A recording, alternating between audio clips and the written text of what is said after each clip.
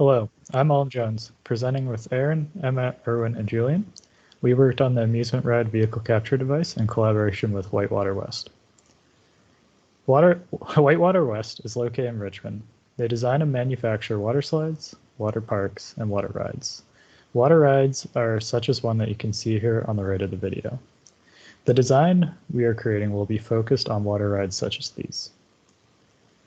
The purpose of our design is to capture, hold, release, and accelerate water amusement ride vehicles within continuously flowing river sections. This device will provide the ability to control vehicles' movement along a ride, making it easier to time thematic scenes, control traffic, and most importantly, improve the rider's experience. Whitewater West has a few different vehicles that they use, but the one we'll be focusing on is the Super Flume, or the SF8. As you can see, the boat is quite heavy at over 1,600 kilograms, 4.1 meters long, and over 1.5 meters wide. We also need to consider the draft of the boat. As you can see, it varies by around 20 centimeters when it's full or empty. An example of a trough these boats would flow in can be seen in the image in the upper right.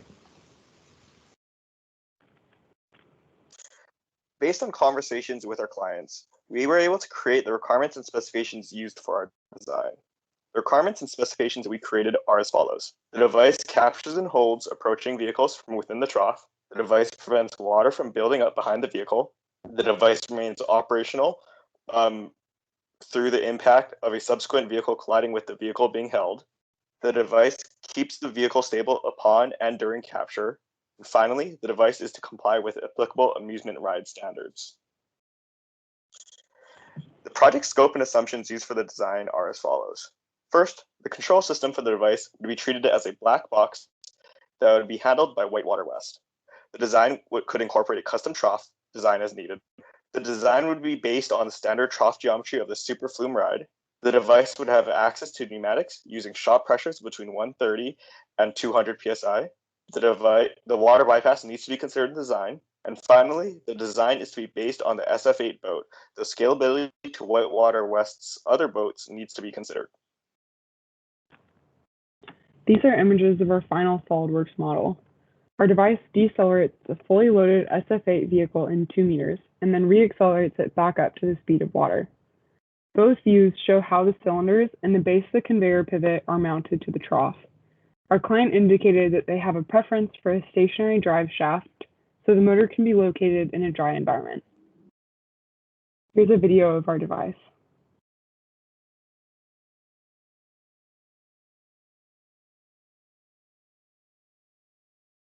In this sequence of images, the water flows in the direction as indicated by the blue arrow. The first image shows the vehicle approaching the device with the cylinders extended, and upon impact, the vehicle beaches up onto the ramp. Here, the conveyor is not moving. After beaching, in the second image, the device holds the vehicle stationary and compresses the pneumatic cylinder to the lowest possible position where contact is maintained between the vehicle and conveyor. This slight upward force is needed, since the buoyant force will act on any submerged portion of the vehicle. Finally, as seen in the third image, once a signal from the ride electronic system is given, the motor will begin to drive the conveyor and, with friction, releases and accelerates the vehicle back up to the speed of the water, after which the process repeats for the next incoming vehicle. Here's what the device looks like inside of the trough. We opted for 2 conveyors instead of 1 to allow for more water flow past the device. We ended up having to cut out the bottom of the trough to fit the base pneumatics so that the device can lay completely flush along the trough bottom in the event that skipping the device altogether is desired. So our system is broken down into 3 subsystems, which you can see here highlighted in different colors. The drive system is colored blue, the conveyor system is colored red, and the pneumatic system is colored green. The pneumatic system includes 2 cylinders, their mounting base, and the pivot connection to the ramp. The conveyor system includes the belt itself, the idler pulley drums, the rail that holds the drums, and all the bolts and connecting components. The drive system is made up of the AC geared motor, the drive shaft, the pulley drum, and the bearings. The performance of each of these subsystems relates to 1 or more evaluation criteria, which I'll cover now. The first and most straightforward criteria is cost, which is actually a requirement. The device must cost less than $15,000 to install. The second evaluation criteria, sensory disturbance, is probably the most complicated of the bunch. It is split up into 3 subcategories: visual, auditory, and damping. The visual part is scored on how noticeable or intrusive the device is to the aesthetic of the amusement ride. The auditory is scored on how annoying or cacophonous the noises the device makes during operation are. And finally, damping is how soft the action of the device is, that is, how uncomfortable or jolting the action is to the riders of the vessel. Next, acceleration capability is scored on how well the device accelerates the vessel back up to river speed before it is ejected to flow freely again. And finally, scalability. It's scored on how well the device is potential to be adapted to other vessels in Whitewater West fleet other than the SF8 Superflume. I will cover the cost, damping, and scalability criteria, but further work will be required to quantify the visual, auditory, and acceleration capability criteria. Our cost estimation, based on common labor rates, material cost, and buy parts, amounts to around $21,400 USD. Here's a pie chart showing the distribution of costs within the project, with the highest cost coming from buy parts, followed by the material and labor for make parts, with the smallest contributions coming from fasteners and assembly and installation labor. Our cost requirement for the project is just $15,000 USD. So to reconcile with this, cost savings of economies of scale were taken into account. Whitewater West expects customers will order multiple installations per ride. The number of installations per ride will vary from as little as 1 and go up from there, but our analysis of manufacturing just 3 of these devices at one time will bring the cost down per item to below the target price, around $12,800 USD.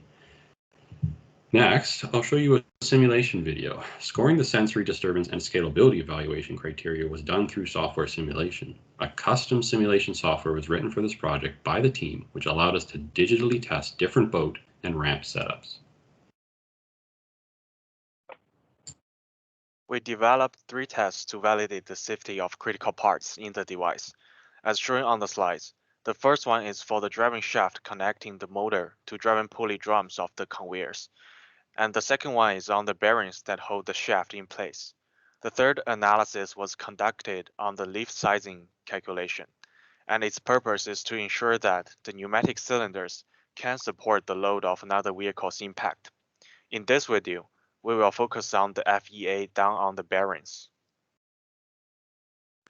The bearing was a critical component in our design because it needed to take the forces produced by the impact of the vehicle.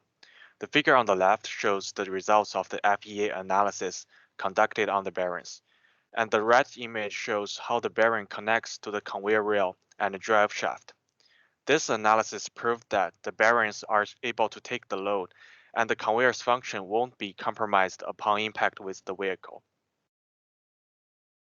Thank you for watching.